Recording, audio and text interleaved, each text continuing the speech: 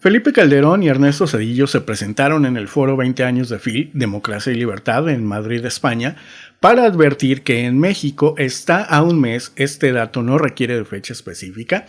Para la derecha estamos en éxodo zombie desde antes de que Andrés Manuel asumiera la presidencia. El punto es que la democracia está a un mes de caer y que el populismo está por terminar con el libre mercado en México.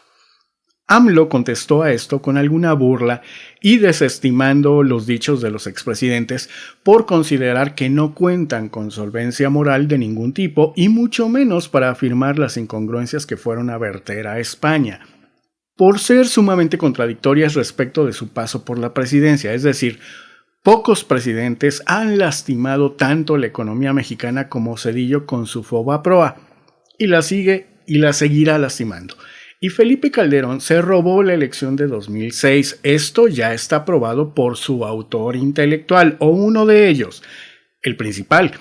Y como dice el principio jurídico, a confesión de parte, relevo de prueba. O como dijo el mismísimo Vicente Fox, yo cargué los dados. En fin, los menos indicados para hablar de estos temas son ellos dos. Pero, y aún sabiéndolo, ¿por qué ir a un foro en Europa para hablar de esto? ¿Con quién están acusando a AMLO? Y la pregunta más importante, ¿para qué? Me parece que AMLO desestima además los esfuerzos golpistas de sus opositores. El simple hecho de ir a Europa para despotricar contra su gobierno, que lo están haciendo muchos opositores y muy seguido, no lo podemos tomar como una prueba, pero me parece que sí es un signo de ese pacto colonialista entre las élites mexicanas o incluso las latinoamericanas y sus colonizadores. Creo que van a Europa a advertir a sus patrones o empleadores sobre el riesgo que corren sus inversiones e intereses en suelo mexicano o latinoamericano, para ser más precisos, para que ellos, a su vez, sus patrones, busquen alguna figura política de sobreactuación democrática que les permita intervenir en el rumbo político, en este caso mexicano, es decir, forzar alguna modalidad de golpe de Estado para quitar a Andrés Manuel lo antes posible. Esto me lo dije frente al espejo y sé que puede sonar exagerado, además de que la distancia histórica que tenemos con la imposición del emperador Maximiliano en el siglo XIX, que es cuando los conservadores mexicanos fueron a Europa para pedir que los europeos los gobernaran y así formalizar ese pacto colonialista en el que Europa se beneficiaría de las riquezas mexicanas, mientras que Europa le brindaría protección a sus gestores mexicanos y un poder discrecional o autoritario, pero disfrazado de democrático, porque si Europa los avala, entonces debe ser cierto, ¿no? Y todo esto para preservar sus intereses intactos en detrimento o contra los intereses de una mayoría en suelo americano.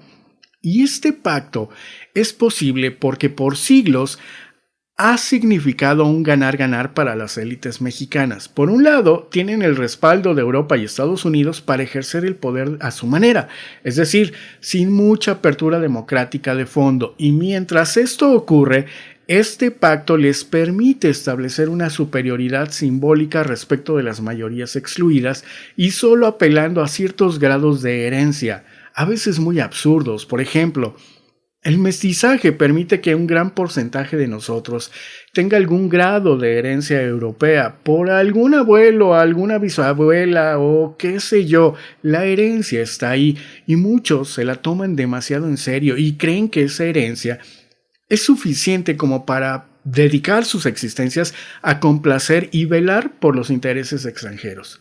Y tal es el caso del sector conservador. Y entonces, y como dije, frente al espejo me pareció exagerado, pero después recordé el golpe de Estado que le acaban de asestar a Bolivia hace muy poco tiempo y cuya inspiración fue obligar a liberar el control del litio. Desde esa perspectiva y pensando que en México también hay litio, pero hay además cualquier cantidad de negocios que benefician brutalmente a los capitales extranjeros, desde ese ángulo, me parece que AMLO probablemente no debería no enojarse con las ternuritas, sino realmente ponerles atención y buscar vías políticas para descarrilarlos aprovechando rumbos políticos ya echados a andar, Como en el caso de Felipe Calderón y su vínculo estrecho con García Luna. Vaya, ¿en serio no le han podido ligar un par de cabos sueltos a Calderón? ¿O es que Andrés Manuel prepara algún postre sabroso para su salida? Ojalá fuera algo así, porque no es saludable que estos personajes anden recorriendo el mundo pidiendo a gritos un golpecito de estado por el amor de Dios, porque los afectados somos las grandes mayorías. En fin, puede ser una exageración, pero al mismo tiempo la historia nos dicta que la posibilidad existe, solo se requiere encontrar el discurso correcto o el pretexto idóneo, así se trate de unos simples pasteles. Pero esa es tan solo mi opinión. Gracias por escuchar y gracias también por seguir las andanzas por la ciudad del agente Evangelino.